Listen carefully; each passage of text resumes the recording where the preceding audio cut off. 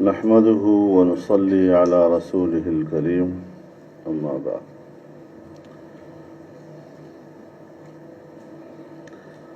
سب سے پہلے تو میں تمام معززین شرکاء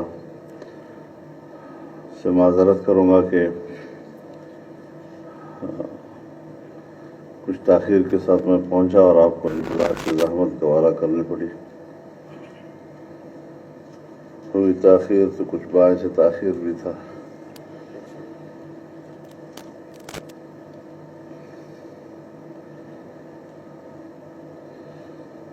جیسا کہ آپ کو بتایا گیا ہے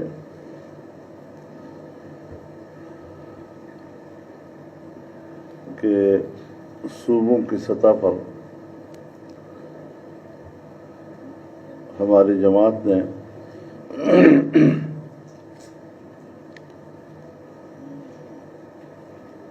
صوبوں کی سیاسی جماعتوں کی قیادت پر مشتمل آل پارٹیز کانفرنسز کا سلسلہ شروع کیا۔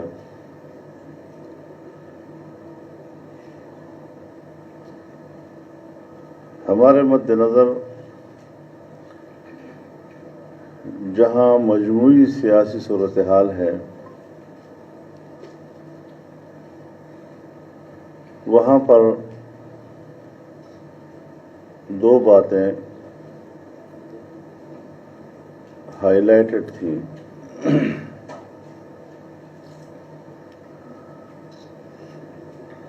ایسی خبریں آنے لگیں کہ 18ویں ترمیم کو ختم کیا جا رہا ہے یا اس میں تبدیلی اور رد و بدل کیا جا رہا ہے، اور دوسرا یہ کہ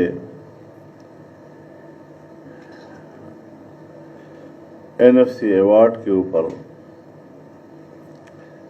نظر ثانی کی جائے اور وفاق بالکل کنگال ہو گیا ہے، محصولات کا سارا پیسہ صوبے لے جاتے ہیں۔ ظاہر ہے کہ جنرل ضیاء الحق کے زمانے میں جب 8ویں ترمیم سے معاملہ شروع ہوا اور آئین کی پارلیمانی حیثیت ختم کر دی گئی اور اس میں صدر مملکت طاقتور نظر آیا، تو برائے نام آئین پارلیمانی تھا لیکن عملاً وہ صدارتی تھا۔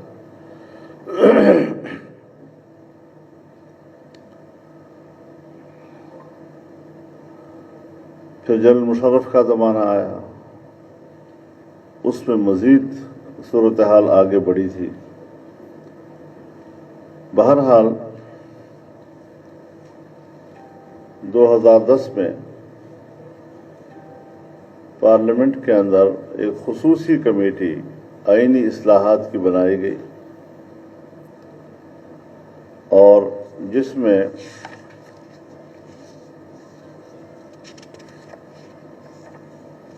سن 73 کے آئین کو اصل روح کے مطابق واپس لانے کی کوشش کی گئی تھی۔ یہ کوئی 9 مہینے کی کوشش تھی ہماری، اور اس آئین میں غالباً اس میں تو جنرل ضیاء الحق کا نام بھی تھا، تو اس کو بھی نکال دیا گیا، خیبر پختونخوا صوبے کا نام رکھا گیا، پارلیمنٹ کی تحلیل کرنے کے اختیار صدر سے واپس لے لیا گیا، تیسری بار وزیر اعظم بننے یا وزیر اعلیٰ بننے پر پابندی ختم کر دی گئی جو پابندی لگائی گئی تھی،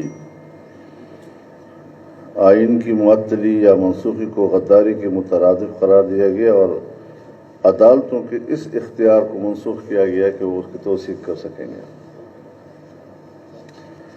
تو بہرحال یہ ایک اچھی تبدیلیاں تھیں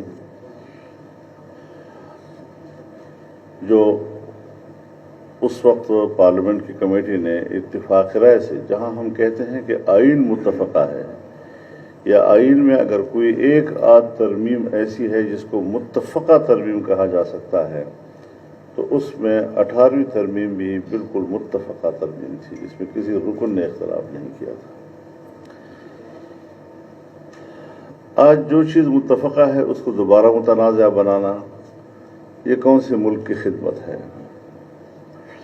اور پھر جب تک آپ کسی کو کوئی اختیار دیتے نہیں ہیں تب تک وہ صبر بھی کرتا ہے، وہ مطالبہ بھی کرتا ہے، لیکن جب آپ دے دیں اور پھر واپس لیں تو اس سے پھر اضطراب پیدا ہوتا ہے اور ایک دشواری پیدا ہوتی ہے، احتجاج بڑھتا ہے اس میں۔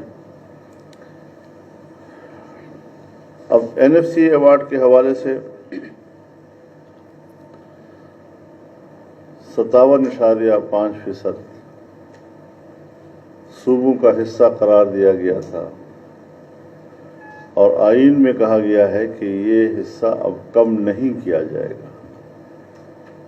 اس میں اضافہ کرنے کے بارے میں تو آئین خاموش ہے، لیکن اس میں کمی کرنے کے حوالے سے آئین واضح ہے کہ اس میں کمی نہیں کی جائے گی۔ اب یہ کہنا کہ صاحب وفاق کنگال ہو گیا ہے، وہاں پر پیسہ نہیں ہے، بنیادی سوال یہ ہے کہ ہماری پارلیمانی تاریخ میں پہلی مرتبہ جب یہ حکومت آئی تو اس نے پچھلے سال کے بجٹ سے پہلے 2 منی بجٹ پاس کیے تھے، اور اس کا مقصد بھی محصولات کا ہدف حاصل کرنا تھا، لیکن اس کے باوجود وہ محصولات کا ہدف حاصل نہیں کر سکے۔ اب اگر یہ شکایت پیپلز پارٹی کی حکومت میں نہیں ہوئی تھی یا یہ شکایت مسلم لیگ کی حکومت میں نہیں ہوئی تھی، اور آج یہ شکایت ان کے دور میں ہو رہی ہے، تو پھر ان کی نااہلی کو روئیں، نئے کہ اس کی سزا ہم صوبوں کو دیں، صوبوں کے عوام کو دیں۔ اور پھر اس کے علاوہ اخراجات کیوں بڑھائے ہیں آپ نے؟ کتنے محکمے ہیں جو صوبوں کو دیے گئے؟ تقریباً 15 منسٹریاں جو ہے وہ صوبوں کے حوالے کی گئی ہیں، لیکن آپ نے انہی محکموں کے کچھ نام میں تھوڑی بوڑی رد و بدل کر کے وفاق میں اس کو قائم رکھا ہے۔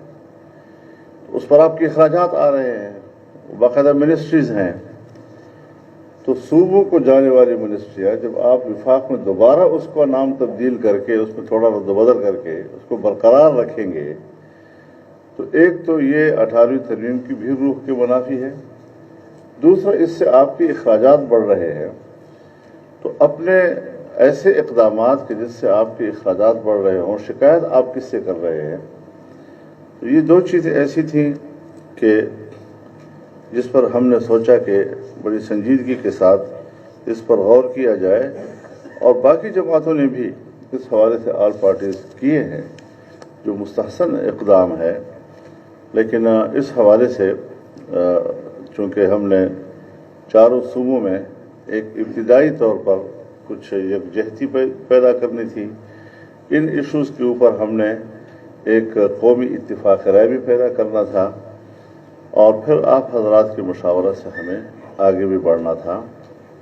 اب آپ جانتے ہیں کہ ہر صوبے کی سیاسی صورتحال ایک دوسرے سے مختلف ہے۔ اگر ہم نے صوبہ خیبر پختونخوا میں کی ہے تو وہاں تو حکومت ہے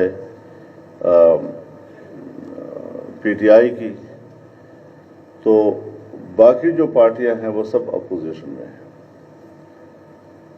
اگر ہم نے بلوچستان اپوزیشن کی میٹنگ کی ہے تو اس میں خیبر پختونخوا میں ANP اپوزیشن میں ہے تو بلوچستان میں وہ گورنمنٹ میں ہے، تو ذرا تھوڑی سی پوزیشن چینج ہو جاتی ہے۔ وہ پارٹیاں جو بلوچستان میں ہیں KP میں نہیں ہیں، پنجاب میں نہیں ہیں، سندھ میں نہیں ہے، یہ فرق بھی ہوتا ہے۔ اسی طرح جب ہم نے صوبہ سندھ میں فیصلہ کیا اور صوبائی جماعت نے کہا کہ ہم بھی یہاں پر ایک اے پی سی کرنا چاہتے ہیں، تو مجھے بھی انہوں نے خصوصی طور پر بلایا. میں نے کہا اچھی بات ہے، میں نے اس کی منظوری بھی دی. اور یہاں پر بھی صورتحال ظاہر ہے کہ ذرا پارٹیز کے حوالے سے مختلف ہے. کچھ پارٹیاں اس صوبے کی ایسی ہیں جو دوسرے صوبوں میں شاید اتنی متعارف نہ ہوں. تو اس اعتبار سے ہم کوشش یہ کریں گے کہ اس میں دو چیزوں کے اوپر اضافہ بھی ہو سکتا ہے، کیونکہ عوام کے مسائل ہوتے ہیں، مہنگائی کا مسئلہ بھی ہے، ان کا بدامنی کا مسئلہ بھی ہوتا ہے. لیکن ہم نے بہرحال متفقات کی طرف جانا ہے. جن چیزوں پر ہمارا اتفاق ہے اس کو اعلامیہ کا حصہ بنائیں. جس چیز پر ہمارا اتفاق نہیں ہے وہ ہر پارٹی کا اپنا اپنا موقف ہے، اور اپنا اپنا موقف ہر پارٹی کو دینے کا پورا حق حاصل ہوتا ہے. تو یہ کچھ گزارشات تھیں جو ابتدائی طور پر میں سمجھ رہا تھا کہ ہمیں کرنی چاہیے. اس وقت جو بجٹ آیا ہے تو سب دنیا اس پر متفق ہے کہ پاکستان کی تاریخ میں پہلی مرتبہ ہوا ہے کہ ہمارا بجٹ جو ہے وہ زیرو سے نیچے چلا جائے. اور پھر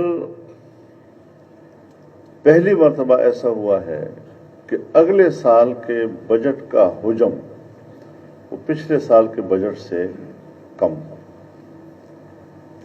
پہلی مرتبہ ایسا ہوا ہے کہ اگلے سال کے محصولات کا ہدف پچھلے سال کے محصولات سے کم. یہ پہلی مرتبہ ہوا. ایسی صورتحال میں اب ظاہر ہے جی کہ یہ تو متمدن دنیا ہے.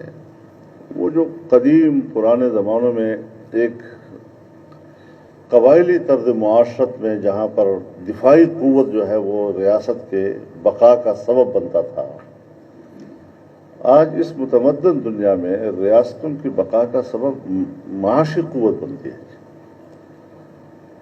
اگر معاشی قوت ہے تو فوج نہ بھی ہو، جاپان آج پوری دنیا کو اپنی حیثیت بنوا رہا ہے. اور اگر دفاعی قوت بھلا آپ کی مضبوط ہو لیکن معاشی قوت گر جائے تو پھر سوویت یونین کی مثال بھی سب دنیا کے پاس سامنے واضح ہے. تو آج ہم وہاں پہنچ گئے ہیں جہاں ریاست کو خطرہ ہے. اور ظاہر ہے جی کہ جنہوں نے آئین کا حلف اٹھایا ہے، جو پاکستان کے آئین پر یقین رکھتے ہیں، وہ کبھی نہیں چاہیں گے کہ یہ ملک جو ہے وہ اپنی ریاستی حیثیت اور جغرافیائی حیثیت کو بیٹھے. تو اس حوالے سے بھی جب وہ بات کرتے ہیں تو کہتے ہیں جی کرونا کی وجہ سے، تو کرونا کی وجہ سے ہماری معیشت گر گئی. تو کرونا کی وجہ سے میرے خیال میں اگر ہم اسٹیٹ بینک کے دسمبر 2019 کے اعداد و شمار کو سامنے رکھیں تو ہمارا اسٹیٹ بینک کہتا ہے کہ حکومت کا مقرر کردہ ہدف جو 4% سے 3% کر دیا گیا تھا بھی حاصل نہیں ہو سکے گا. یہ نہ میں کہہ رہا ہوں نہ آپ کہہ رہے ہیں، یہ ہمارے ملک کا اسٹیٹ بینک کہہ رہا ہے اور دسمبر میں کہہ رہا ہے. اور پھر جنوری 2020 کے ماحول میں